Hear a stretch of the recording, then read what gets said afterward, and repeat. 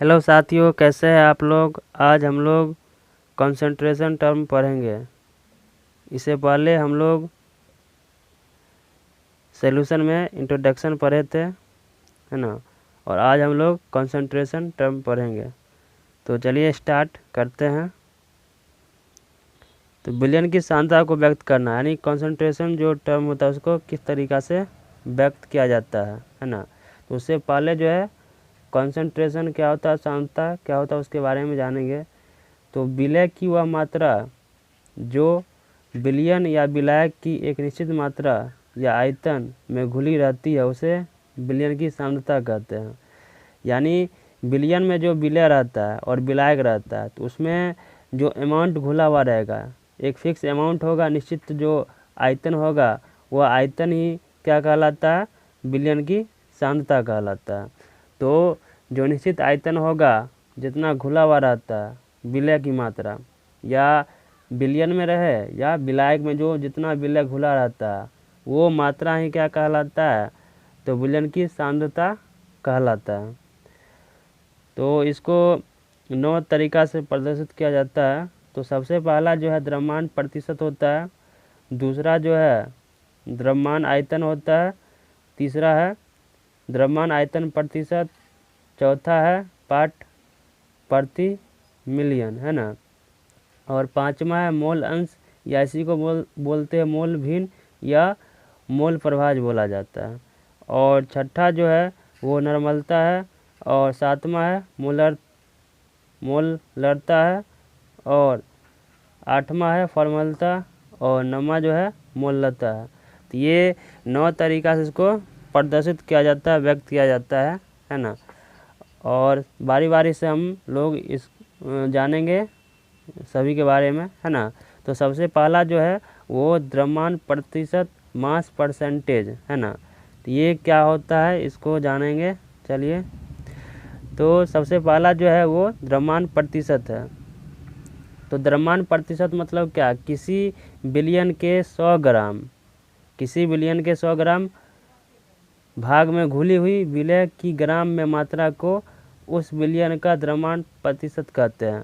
यानी विलयन है और उसका जो अमाउंट है वो क्या, 100 ग्राम भाग में जितना घुला हुआ रहेगा विलय, यानी सैल्यूट की जो मात्रा होगा उस मात्रा को हम क्या बोलेंगे, तो द्रव्यमान प्रतिशत बोलेंगे।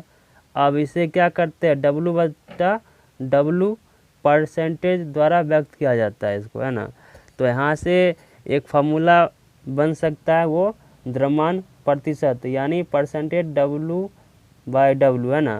तो इसको क्या लिख सकते हैं, तो विलय की ग्राम में मात्रा या द्रव्यमान, विलय की ग्राम में मात्रा और या द्रव्यमान होगा वो, और विलयन की ग्राम में मात्रा या द्रव्यमान, और 100 से गुना कर देंगे, मल्टीप्लाई 100।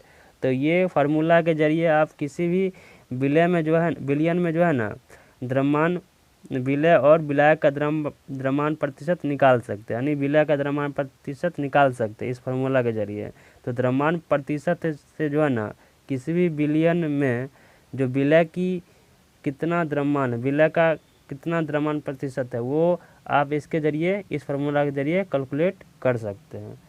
तो दूसरा इसके बाद जो है आयतन प्रतिशत, वॉल्यूम परसेंटेज, है ना। और इसको क्या, परसेंटेज वॉल्यूम V/V के द्वारा डिनोट किया जाता है।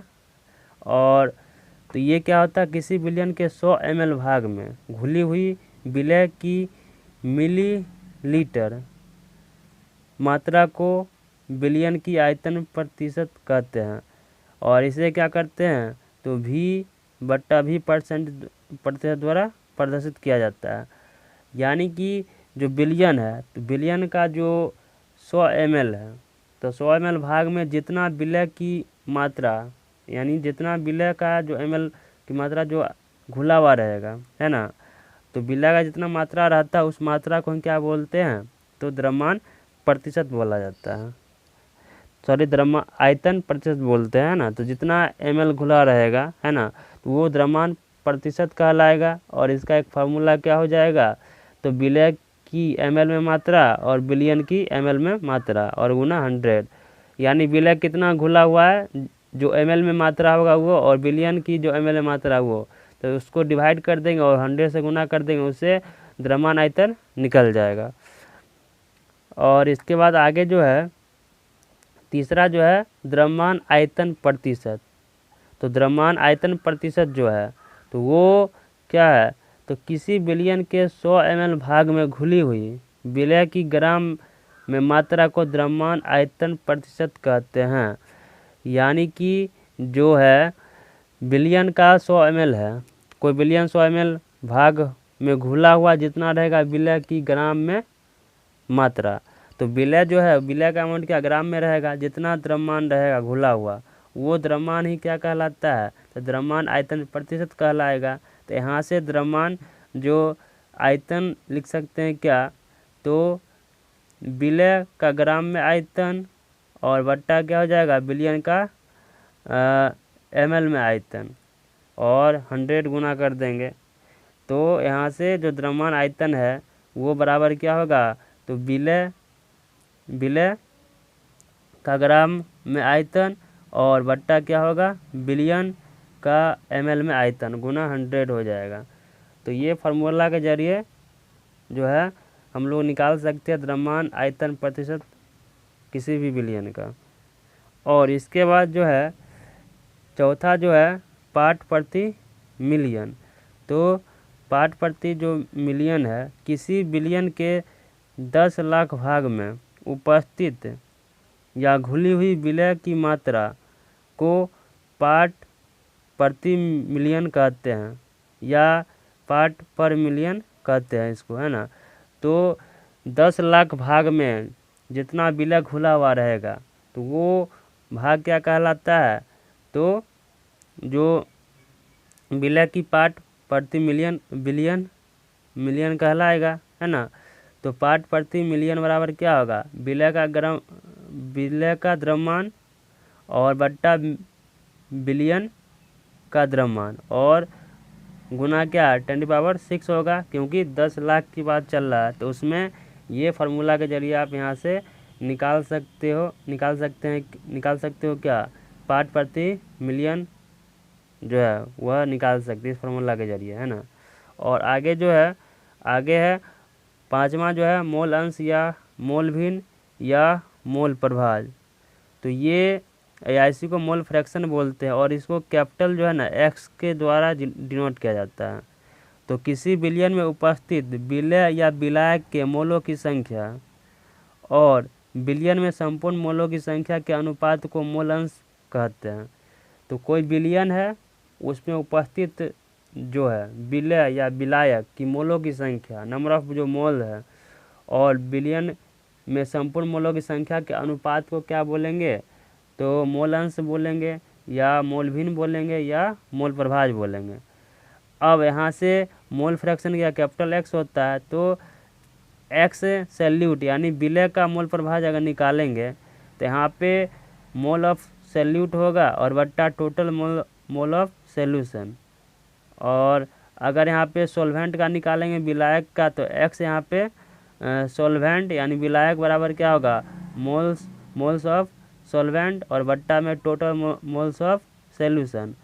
अब किसी भी विलयन का जो मोल प्रभाज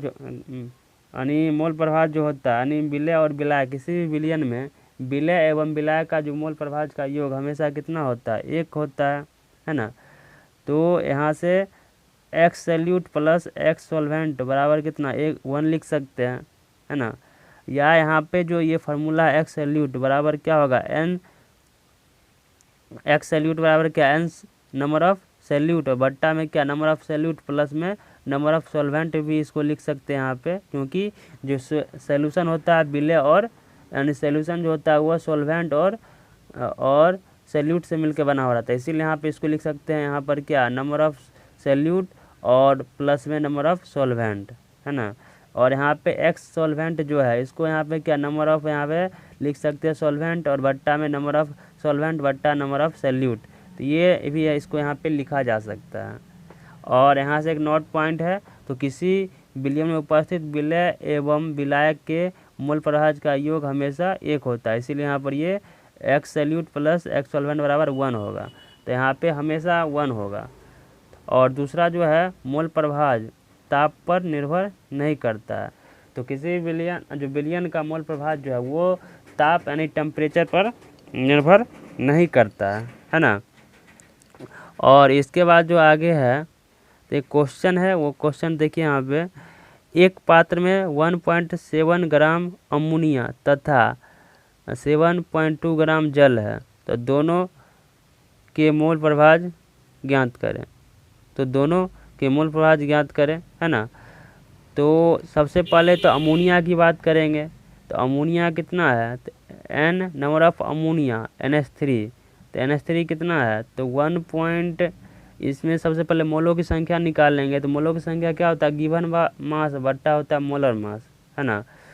तो गिवन मास कितना अमोनिया का दिया हुआ है, 1.7 दिया हुआ है। और जो NH3 है, तो NH3 जो है तो उसका अगर निकालेंगे, मोलर मास, तो मोलर मास क्या, नाइट्रोजन का कितना होता है, 14 होता है द्रव्यमान, और हाइड्रोजन कितना होता है, 1 होता है। लेकिन हाइड्रोजन यहाँ पे कितना है, 3 है। तो 3 है तो यहाँ पे 3 आएगा, तो 14 और प्लस 3 कितना 17 होता है। तो यहाँ पे 17 हो जाएगा। इसको जब यहाँ पे डिवाइड करेंगे तो डिवाइड करने के बाद क्या 0.1 मोल आ जाएगा। और इसी तरीक़ा से जल है, तो जल में हाइड्रोजन का कितना होता है, तो हाइड्रोजन में का द्रव्यमान 1 होता है, और ऑक्सीजन का द्रव्यमान कितना होता है, 16। तो 16 जब होता है तो इसको यहाँ पे ऐड करेंगे, तो 16 1 17 हो जाएगा, 16, और हाइड्रोजन यहाँ पे कितना है, 2 है। तो यहाँ पे 2 द्रव्यमान होगा तो 18 हो जाएगा, 16 और प्लस 2 कितना 18।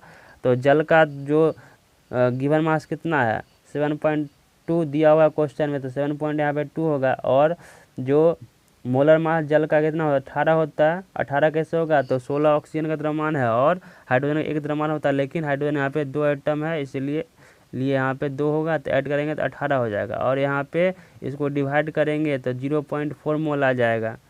अब उसके बाद यहाँ पे x, जो x क्या है, तो x यहाँ पे NH3 यानी अमोनिया का मोल प्रभाज निकाल लेंगे। तो अमोनिया का मोल प्रभाज जब निकालेंगे तो क्या लिख सकते हैं, नंबर ऑफ NH3 अमोनिया, यानी अमोनिया का जो है जो मोलर मास होगा वो, और बट्टा में क्या होगा, विलय, मोल्स ऑफ क्या विलय होगा, बिलियन होगा। तो यहाँ पे इसको क्या लिख सकते हैं, नंबर ऑफ यहाँ पे जो अमोनिया NH3 है, बट्टा में क्या होगा, नंबर ऑफ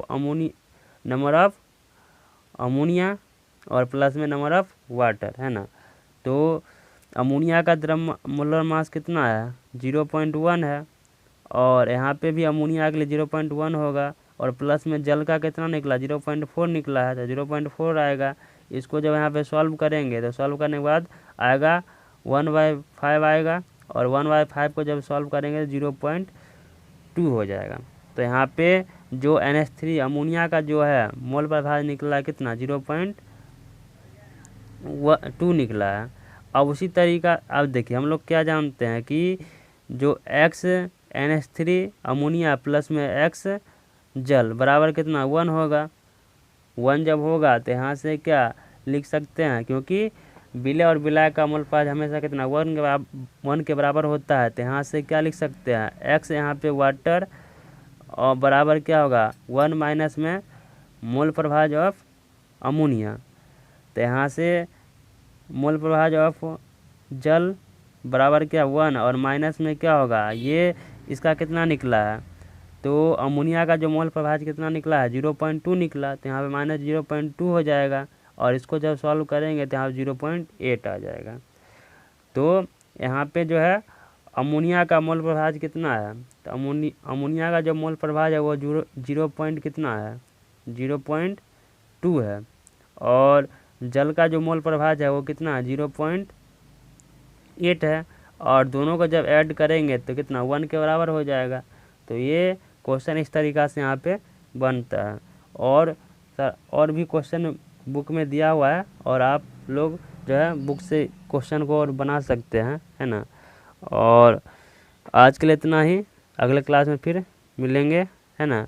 और तब तक इसे आप लोग पढ़ेंगे और इसे इसका रिवीजन करेंगे, है ना, और पार्ट 1 भी देखेंगे और पार्ट 2 और दोनों का रिवीजन आप लोग करिएगा।